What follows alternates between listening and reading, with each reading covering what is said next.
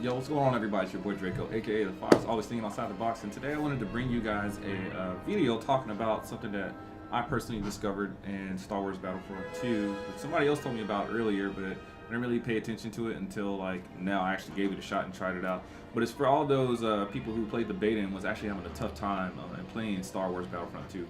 Or just new to the whole thing and just wanted to get pretty good, or maybe clear up some aiming problems and things like that, and do some other things. And that mode here is called Adventure Mode. Now I'm gonna pull up this video just so you guys can see this, because some people already knew about it. Like actually a lot of people already knew about it, but you know, I'm just putting this out because some people didn't. Anyways, basically you're gonna go to career, as you can see at the top tabs up there, and then basically you're gonna set you're gonna hit career up here, and then when you go over to, I want to say play, I'm sorry, it's play, arcade mode, there you go, that's the one you want to use. It's battle scenarios. Okay, this is a great tool for everybody. You can pick the light side or the dark side. I mean, right now in the video you can pick dark side, and then they have two missions. One of them is wipe them out, and the other one is Roger. We're gonna play wipe them out just so you guys can see, but the goal is you have a tier 1, 2, and 3. You need to get 25 kills in a certain amount of time. Start time is going to be 0020 seconds, and it's also on the difficulty and stuff like that. You can set it up and down, do some modifiers. I'm pretty sure once the real full release of the game comes out, you'll be able to tweak this a little more. Now, kind of think of this as playing against bots or something like that, in a way for you to improve your gameplay. All right, and also a way for you to go ahead and test all these characters out, which I'll do in further videos, and just get to play a little bit and get a feel for everything, weapons, characters, and different things like that, and play with them.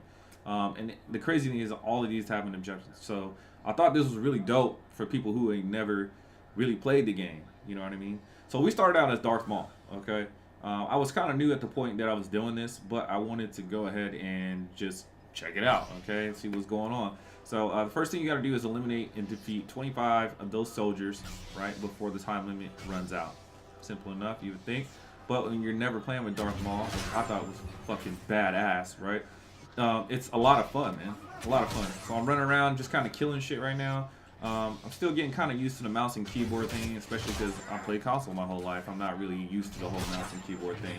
But I had a blast, man. It was so much fun. I actually had a lot more fun playing this than I did actually running around trying to play against the actual people in multiplayer, because I felt like with this I was able to at least have a little bit of fun with it and not have to worry about, you know, hey man, I'm getting a little frustrated because I'm only getting 1 kill or like 5 kills a game, and this is kind of boring. Like, I just die. For the average player, I know, I mean, for the good players that have been playing for a while, like, whatever, dude, just play and get better. But for, you know, people who don't want to put all that time in the game, they just want to play and see what it's like, and this is a good mode for you to go and practice, okay? But I died. As you can see, as Darth Maul, I died. You can be killed as Darth Maul, but I thought it was just sick, the fact that you can go ahead and do that. You know what I mean? If you die, then you just spawn back in as either Darth Maul or the other character. As you can see, I chose Darth Maul again because I was having so much fun. So you just got to defeat as many people. Now, keep in mind, again, I was confused, like, well, what the hell were we supposed to do at first? I was like, I know you got to defeat so many people, but how am I supposed to do this? I was like, there's no way in hell. But I decided to go ahead and give it another shot, and then not only did I give it another shot, I was like, well, maybe if I change some buttons and stuff around, maybe that'll help me, because PC has a billion buttons, and there is options. You go to controls, go to key binding setup, and there it is, man. You can set it to however you want it, what buttons to go where. I changed a lot of things around so that way it can help me when it comes to moving around and getting understanding. Now, I say, all right, let's reattempt this for the second try and see if we can do a lot better. Go back up here and start having a blast, man. Now, one thing also I don't think that a lot of people really say, or maybe you've seen it, for those people, it's called the role, the combat role, and that's what I'm doing a lot of when I'm playing as Darth Maul or just all these characters in general. I got the hang of it. Basically, it allows your character to roll and move around the map a lot faster and makes it a little more unpredictable for you as far as in a strafe, or maybe you just have to get out of dodge and stuff like that.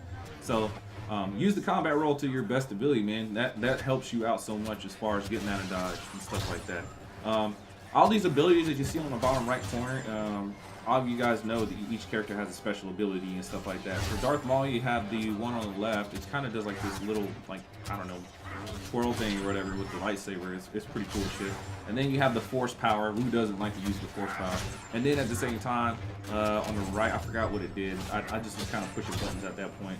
But you can see as I'm actually pushing the gameplay and checking out the gameplay what I was doing in there, man.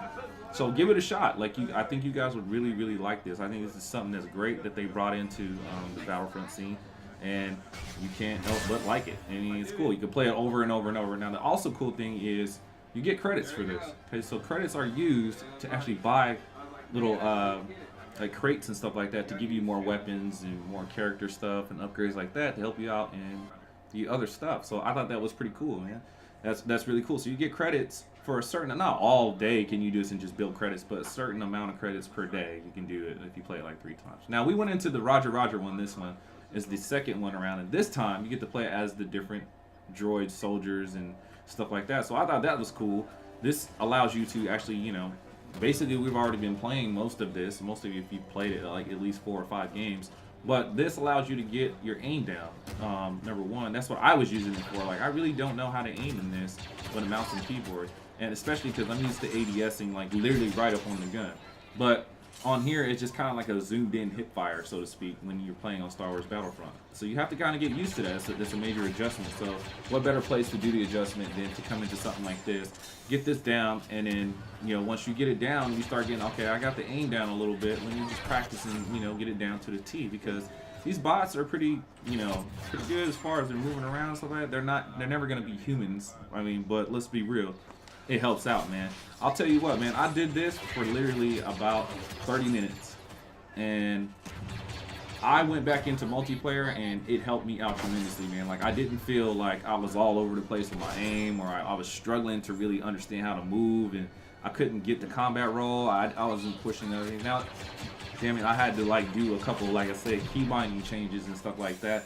But it allowed me to be able to be a little more comfortable and to be able to figure out what I wanted to do when it came to, like, playing the game. You know what I'm saying? I started to have fun. And next, you know, the only thing that I could say that as far as if you want to learn how to play would be experiencing the stuff in the actual multiplayer, like when you're running around on the map playing against people. That stuff is going to be along the lines of your routes, your shot angles, when you should push, when you shouldn't push. You know, things like that you can only learn from the actual, like, in-game experience as far as multiplayer playing against people. So, but like I said, man, give it a shot. I think you guys would really definitely like it. I don't see why you wouldn't. I mean, at least you get to try everything out. And from my understanding, because it's the beta, there were a lot of things that were restricted, like certain players and stuff like that. But I'm gonna actually do a video where I'm talking about, like, each character, like what they do and stuff like that. I'm thinking about actually doing that when the full game comes out. But I really wanted to also let you guys know that whenever you're feeling discouraged as a console player coming over to the PC player, the one thing that you have to do, man, is you just have to keep going at it and keep going at it and keep going at it. I can't tell you how many times I was so tempted to just plug my fucking controller into this thing and just try to play going to work like that.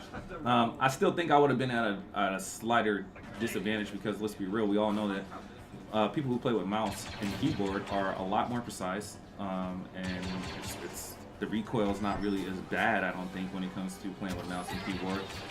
So, all in all, you still would just probably end up getting your ass kicked. I mean, probably you will feel a little better, you'll do a little better, but when you start playing against those people who actually know how to play, it just probably wouldn't be a good deal for you to actually try to play with a mouse, not a mouse and keyboard, but a controller. Now, do you have to play with a mouse and keyboard? I don't think you have to. Me personally, you don't have to. If you want to play with a controller, then play with a controller, man. By all means necessary, do what you want to do. You know what I mean? Like, that's not going to stop you. But all in all, let's wrap this up. I appreciate you guys coming through for the support. Check it out. Give yourself a try, man. See if you like it. And until next time, man. Peace.